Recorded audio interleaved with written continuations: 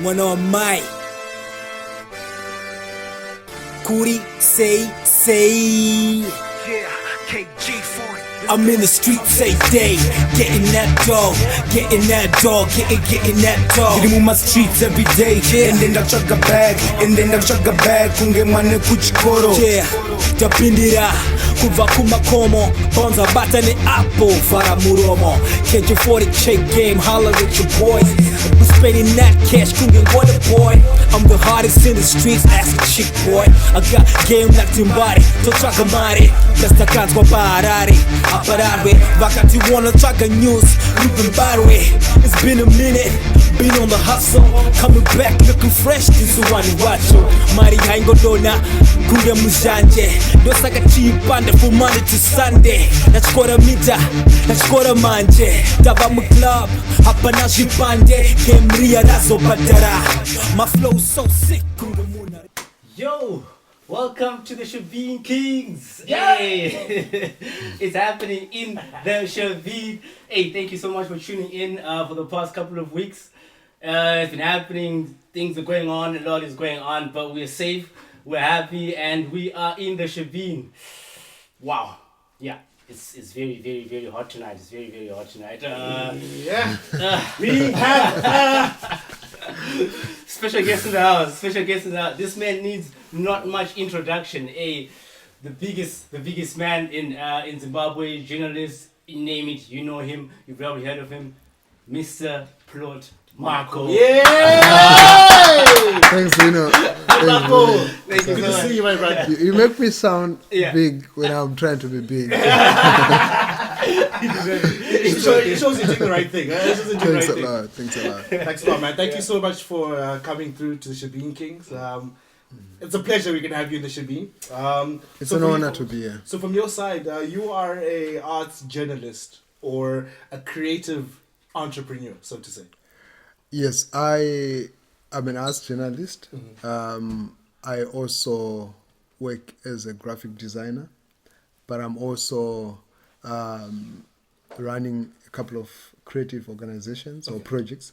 So I'm three things. I'm a creative director, I'm a journalist, slash like online content creator, and I'm also a graphic designer. Wow. So, I mean, how do you sort it out? I mean, you also got a family as well, so I'm thinking, Yes. how do you juggle all three things and other things as well that come in life?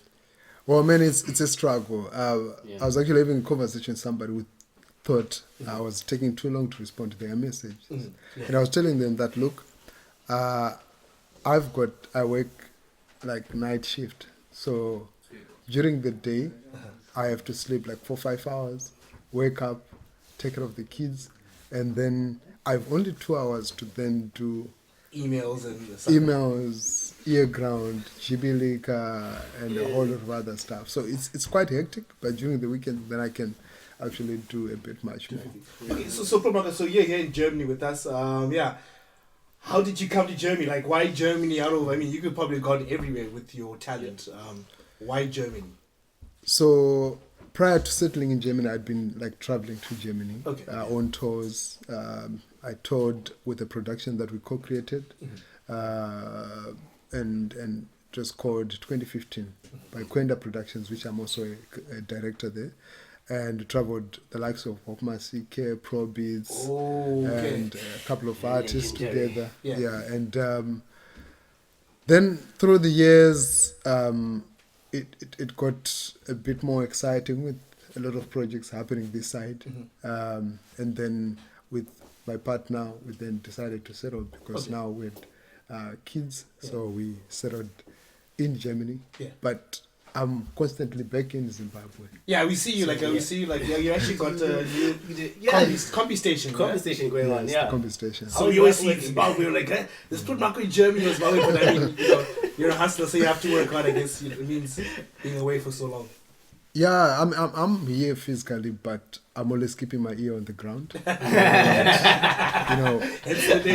case you missed that one. So if you don't know, Mhako actually has a platform called earGround. Two platforms that we know of. earGround, also now Kombi station as well. Yes. And you're also involved with the hip hop community in terms of having the sit down that they have every single summit.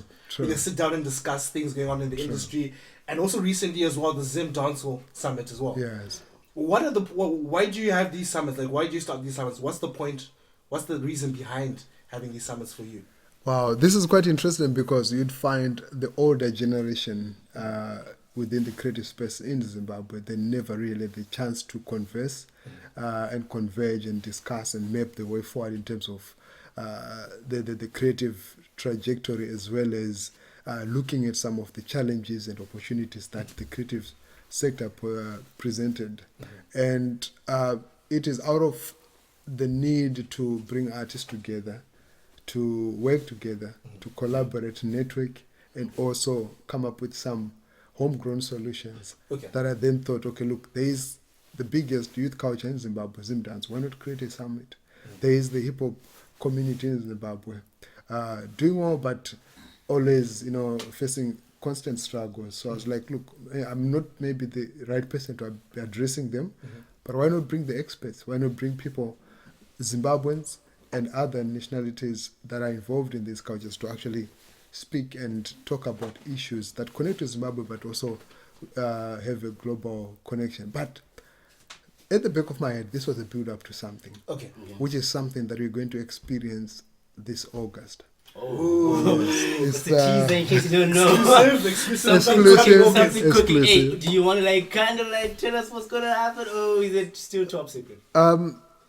This will be the first time that I've actually mentioned it. I'm not going to give you the name of the platform, but we are building something not only for Zimbabwe, but for Africa, where creatives converge and meet annually to talk about the creative economy, the opportunities, the challenges, and how the African narrative through film, dance, theatre, and so forth can actually propel the continent forward. To get together as one. Yes. Now, the Afrobeat, the Amapiano have made us believe that we can actually do it. We now have artists coming from the continent, filling up in Zurich, filling up, in Sweden, anyway. In the United States, everywhere in the world, in the globe. In the past 10 years or even 5 years, it was the opposite. They were coming to Africa. They were coming to, they're filling up, and we were not able to make the same kind of economy. But now we are streaming. We have artists that are streaming the biggest from Africa. We have artists that are sought after by other international artists. They are now regarded as international artists. And for that, it speaks a lot about the direction and where we're going, and looking at the capacity and the potential that the creative sector in Africa, we have a lot of stories are not told. And if they're told, they're not told by Africans. So we need to tell our own stories. We need to create an economy around that and say, how do we make money from telling our own stories on Disney? Our Netflix, you have Disney, Netflix. Yes. And how do we even create our own Netflix equivalent?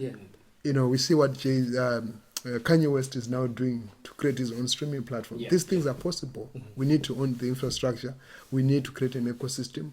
We need to create an enabling environment. We need to engage different players from the government, the corporate sector, the private sector, and even the artists, and say, look, how do we move together as a unit? Every company now is now thinking creative. How do we have a creative department? So it means one of the biggest areas for economic growth right now is investment towards the creative sector. From gaming, you name it, everything that is happening. But I feel that this is underutilized or untapped. And there is need for conversations that provoke action towards development within some of these facets. Interesting point of view. Wow. Tipping everything. You're always involved in the music sector, so to say. I mean, you're an creative arts director and all that, but music is obviously probably something you need on a day-to-day basis. So my question to you is, what is your current look of the current state of affairs right now with Zimbabwe music scene? What would your evaluation be? Are we making progress in the right steps to get our music out there, or what's still lacking? Well, I think Zimbabwean music is in a very interesting state right now. I would call the state a state of in a state of a crisis of paralysis. Why? Because we've got the talent, we've got what it takes to be where we could be, but because we're always looking outside and not looking within, we're not realizing our full potential. We're trying to ride on almost every wave that comes through. Yeah. A new sound comes through and then we ride on it. We could have possibly developed Zim Danso to be a sound that is consumed across Do you think that the Zim Danso was the genre that could have taken us to the world? Is that what you believe? It could have mutated and developed into something. Yes. We saw it with Tanzania. They developed bongo flavor. Yeah, And bongo yeah. flavor now, we have one of the most streamed artists on the continent. Diamond Platinum. Platinum, He's a product of bongo flavor, which is the equivalent of urban grooves. And Zim Danso is possibly the equivalent of what South Africa has had with Kwaito. Kwaito, an adaptation of techno music from Detroit and Berlin, right? Yeah. And they've infused it and created their own melody out of it, bring their own sounds, their own traditions, their own elements into it, and created a unique global sound. But with Zim Danso, you would find that has been almost the biggest failure. They've not really created an economy. They've not really created, they got content with just entertaining the diaspora community and the local Zimbabweans. But if the Zim Danso had been packaged so well with all that potential, because imagine all these producers were self-taught. When you see them walking in a slow motion, Banengevaro Wakuka Makafela, lead the youth in the right direction. I've got a lot of questions coming through from the people behind the scenes, and this one is coming from I Finton, a very good friend of ours, and he's asking, Plot Mhako, what can be done in Zimbabwe to recognize musicians, artists coming from other towns besides Harare? You look at places like Blawayo, Mashingo, they don't get a lot of awards during for the past Zima awards. These national awards that we get, they don't get really recognized. What can be done about those? I think the solution lies in giving regional radio stations national licenses. So imagine if Diamond FM in Mtare, with all the content that is playing from Manicaland, if those artists play beyond the toll gate and they're able to be heard in Harare, in Mtare, in Mount Darwin. Imagine if the artists being played on Breeze FM in Victoria Falls get to be heard. Artists being played on Nyami Nyami FM in Kariba, right? So welcome development that now we have a lot of these satellite stations. But if these stations, as long as they do not have access to the national grid, the voices will be limited to their own communities. And if the communities are not as big economically and in every sense, it means those artists will just end up giving up, or they have to move to Harare where everything's happening. So I think the process of devolution somehow is to also go to that level. To music industry, Yes, because it's beyond just the awards. We can be giving out awards because we want to balance things. But if you are awarding artists and out of 100 or 200 nominees, the nation cannot recognize 80%, then there is a disconnect there. So I think we need to get the music. The music's out there, beautiful music, great artists. We need to realize and look at what used to happen back in the days. If there were artists like Njerama Boys, there were artists like Don Gumbo, and so many other artists. And if you check, a lot of these artists had a history of, coming from places outside of Harare. At times they would just come to Harare to record, but they still represented their areas. They still made it from those areas. Why? Because the space gave... yes, there was room. But right now you'd find it's easy for Beyonce to get airplay on the national grid as compared to an artist who's there in Nyanyadzi. And those are the things that should worry us if we're not giving our own an opportunity. That does stay on the platform, that place. Yeah. Exactly. But now I think a good thing that now we have a lot of digital disruption. Okay. Platforms like the Shebeen Kings are also platforms that can actually propel some of that talent, because you're not limited by borders and you're not looking at just Zimbabwe as a demographic, but beyond. So imagine if on this platform, from time to time, some artists whose stuff has never been heard before get to be heard on this platform. And for us, like as earGround, this has been our focus from day one, to say we want to amplify new voices. We want to give a chance to an artist that in 5 years' time they will say, wow, I actually had my break on this platform, or I'm now big and I also want to appreciate the work that has been done by this platform. Okay. Yes. Okay. So you started a Kombi station. And there's actually a meaning behind the Kombi station because it's shot in the back of a Kombi. Yeah. What is the meaning? And what, I mean, please just go through the meaning of what the Kombi station is like. Like, what exactly is the thinking behind the idea of the Kombi station? So we just took the concept from the streets, something that maybe Zimbabweans would not have appreciated before COVID, but now slowly people are starting to see it. So this is a concept that I thought of all before COVID, to say, what's the role of Kombi drivers and Kombis? You know, the conductor and the driver, they were like the selector and the MC. Yeah. You know, there's some, for real. And you had Kombis that at times you would wait for a specific Kombi to get to a destination, and this Kombi would board it because of its radio, because it has a TV. TV, that's true. Right? Yeah. You could listen to a whole mixtape, to a whole album from City Center to Shtungiza, which could be difficult now because of the data charges, because of so many other challenges, right? But people had that chance to listen to all that music. And you as an artist, you could actually distribute your music through Kombis. Just a conversation I was having with Kim Laba. She says, look, I used to go to these ranks and gave our CDs to Kombis. And this is how the music found its way to Chivu, to Mavuku, to So you bypass the radio and all those things and go directly to the people. So we thought, okay, look, now people are limited in terms of movement because of COVID. Why don't we go to where they are?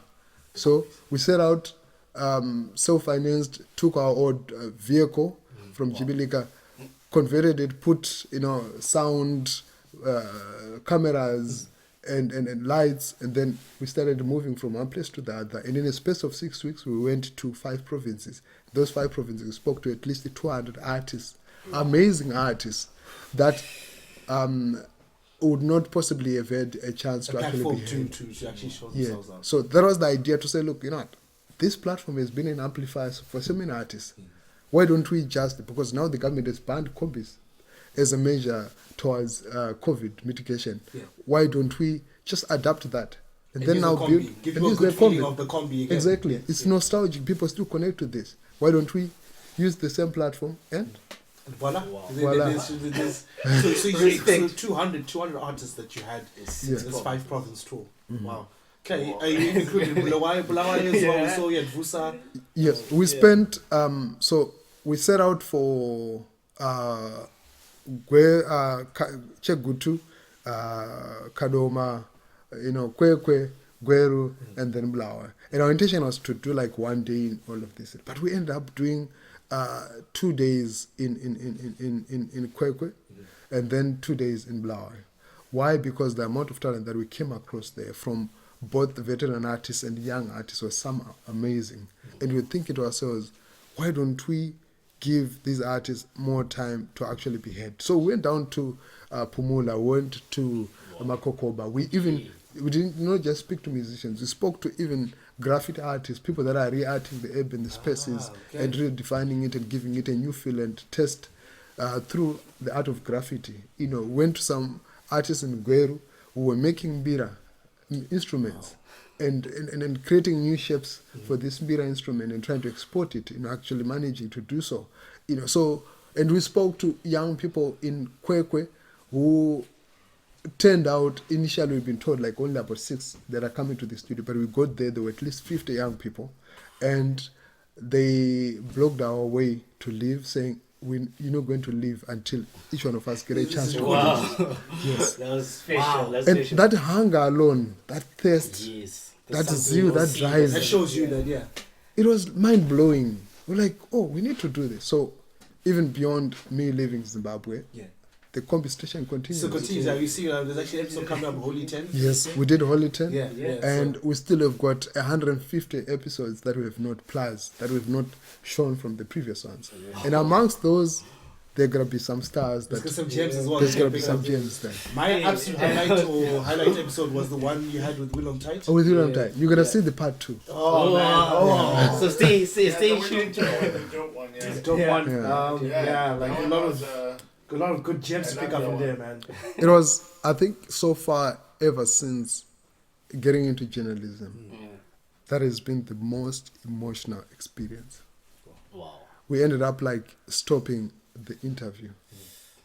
You will see it on the part 2 because it got very emotional. To hear Willem Tite share his experiences and saying, look, man, for all the work that I've done, it has come to nothing. I'm poor. I've not made money. I'm struggling. I got into a bad contract that tied me up for 10 years where I could not produce, where I could not even collaborate with my son, you know. And then it was like the trades, the industry can be very difficult, especially if you're not able to read the fine print or understand, which at times artists do not afford the lawyers. And this is why we're doing these summits, just to enlighten artists, digital distribution. They don't know about their rights as well. Know the rights as well. Yeah. Protect yourself and so forth. Yeah. Well, hey, we could go all on. We could go all night with Mhako. Thank you so much. What would be your words of inspiration to like anyone who wants to be a journalist or anyone up and coming young people out there? What creatives who want to get into creative space? Well, I'll promise them that it's not going to be easy, but it's very possible and it's doable. And I think follow your passion, follow your heart. Don't chase clout. Don't chase, like for us for earGround, we could actually be chasing the most trending issues and stuff and also just looking at the numbers and stuff. But we made it a deliberate plan to say, look, we're going to look for content, even if it means 5 people are watching, but that content has to be worth it. 10 years from now, this will be powerful documentation for some of the amazing stories that possibly people like, oh, actually we saw it on earGround. Oh, they're going to revisit. Like we did one interview and it didn't have like much views, like 30. But because then this artist, Mambo Diterre, blew up. People started watching it and within a month it had 100,000 views. So for us, it bears testimony that we are speaking not only into the present, but also into the future. So my word to anyone who wants to pursue media is that if you're going to do it for money, forget. Do it for the passion, but definitely the money and the business will follow suit. You know, if you do it with credibility, because people have to trust your word. If they cannot trust your word, this is the fine line that holds the profession. Being able to put out word that people can actually bank on and trust, and also be positive. It's not all the time that we have to share negative news. Positive news actually says there are people that are hungry to hear some of the amazing stories, and they can actually be inspired. Whoa! So all young people there, all creatives looking to go in the creative space, you heard it from yourself, from Mhako. It's an honor to have me, the Shebeen. Yeah. You're always welcome. I'm sure we'll probably do the episode soon in the summer. With nice bride, gorge. Awesome. So yeah, thank you so much for your time as well. And yeah, we will be seeing you. To all our viewers out there, please like and subscribe to the channel. There'll be more definitely coming out from our side. So for me, Vuli, that's today. I'm out. Have a good night. Yeah. Cheers. And from Eno, I'm out as well. Thank you so much. Good night. One of my music. One on my Kuri say